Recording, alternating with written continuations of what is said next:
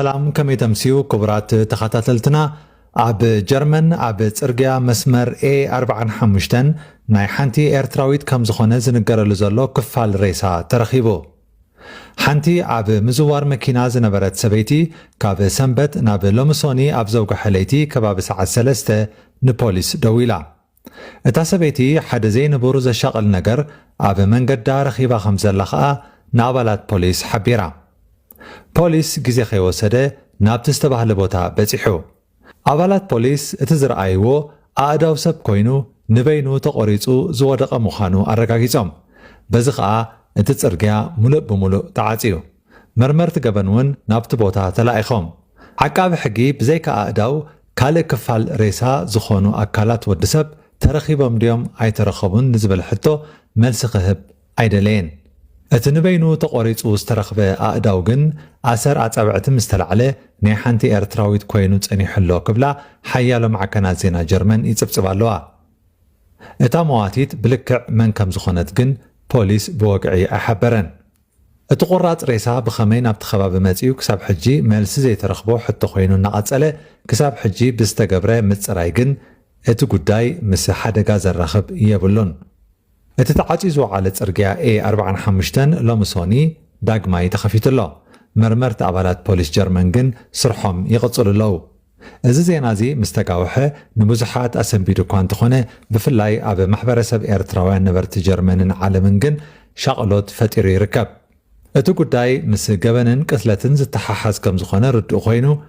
እዛ ክሳብ ሕጂ መንነታ ዘይተገልጸ ግን ከዓ ኤርትራዊት ምዃና ተገሊጻ ዘላ ምናልባት ግዳይ ኣስካሕካሒ ገበን ኮይና ክትከውን ትኽእል እያ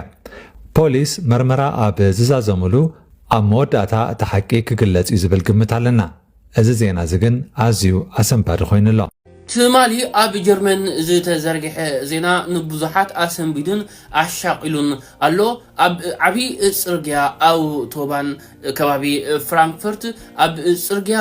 እዳው ናይ ጓል ኣንስተይቲ ተቆሪጹ ክልተ እዳዋ ተረኺቡ ፖሊስ ተሓበሬታ ካብ ተሓልፍ ዝነበረት ጓል ኣንስተይቲ ተደዊሉ ምስ መጹ ናፍቲ ቦታ ነቲ ኣውቶባን ዓጽዮም ነቲ የእዳው ጥራዮም ረኺቦም ሙሉእ መዓልቲ ኣካላት ካልእ ናይቲያ ጓል ኣንስተይቲ ንምርካብ ጻዕርታት ኣካይዶም ዝኾኑ ኣካላት ግን ክረኽቡ ኣይከኣሉን ካብቲ እዳው ወጻኢ እቲ የእዳው ናይታ ጓል ኣንስተይቲ ምስ መርመርዎ በቲ 10 ናብ ጀርመን ኢትካ ክትብ ከለኻ ዝግበር 10 ኤርትራዊት ምዃና ኤርትራዊት ላኢዳ ከም ዝሃበት እዩ ተሓቢሩ ማለት እዩ ፖሊስ ክሳብ ሕጂ ሽማን መንያ እኳ እንተ ዘይገለጽዋ ናፍቲ ዕቑባ ዝሓተተሉ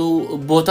ከይዶም እቲ ተቐመጠሉ ቦታውን ከም ዝረኸብዎ እቲ ተቐመጠሉ ቦታን እዚ እዳዋ ተረኺቡ ዘሎን ናይ ንውሕ ዝበለ ፍሊ ስለ ዘለዎ እዛ ሰብ ዘጋጠማ ሓደጋ ወሳኺ ብመኪና ሓደጋ ዘይኮነስ ኮነልካ ብዝግበር ዘስካሕክሕ ጭካነ ዝተቐተለት ምዃና ክኸውን ከም ዝኽእል እዩ ዝግመት ዘሎ ካብቲ ማለት ዜና ምስ ሰማዕኩ ተወሳኺ ሓበሬታ ንምርካብ ክሳብ ሕጂ ክጽበ ጽኒሐ ክሳብ ሕጂ ግን ዝወፀ ሓድሽ ሓበሬታ የለን እንታይ ዓይነት ሰብ እዩ ከምኡ ዓይነት እሞ ከዓ ምቁራጽ ኣካላት